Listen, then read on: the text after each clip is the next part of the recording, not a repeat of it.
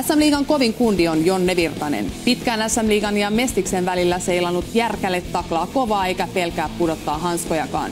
Jyp-laituri on kehittynyt myös pelillisesti. Listamme ykkösnimi löytyy siis Jyväskylästä. Sami Vatanen ja muut Jypin supertähdet saavat nauttia Jonne Virtasen suojeluksesta, mutta turkulaislähtöinen Virtanen on toki muutakin kuin pelkkä tappelupukari. Jonne Virtanen tuli SM-liigaan 19-vuotiaana eikä todellakaan pitänyt kynttilänsä vakanalla. Hän halusi kaukaloiden poliisiksi ja haastoikin Saipa-paidassa heti itsensä Sami Heleniuksen.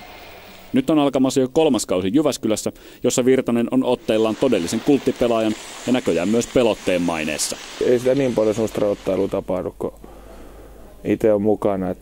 Mutta mun on vähän vaikea tähän. Se on itsestään vaikea puhua tommosia, että sun täytyy sitä kysynyt muilta meidän äijät, mutta ei ne ainakaan valittanut mitään. Vielä viime kaudella Virtanen seilasi Jypin ja Mestiksen D-tiimin välillä. D-tiimi ei hävinnyt viime vuonna yhtään peliä, kun Virtanen oli kokoonpanossa.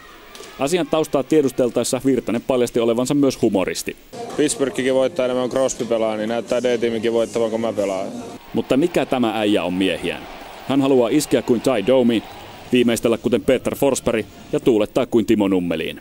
Kentällä kova jätkä ja siviilissä nallekarhu. Iso, tyhmä, ehkä pikkasen ruma. Isommien kuuluu pelata niin kuin isommien kuuluu pelata. Ei tämä elämä niin vakavaa. Mun mielestä menee paljon mukavammin, kun pitää hauskaa.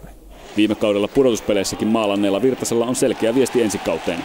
Seuraavaa ei suositella Jyppiä vastaan. Hälytöntä omiin pelaajiin. Niin tämä ei joukkolaisille kohdistu vaan semmoista niin turhaa, mikä niin vaarantaa niiden niin terveyden tai tommosen. Niin se on se, mikä saa niin näkeä punaista. Että kyllä mä oon itse tuossa päättänyt, että ensi kaudella tässä on nyt niin ensi kaudella otetaan vielä tarkempi linja siitä, että ei sitä suvaita yhtään.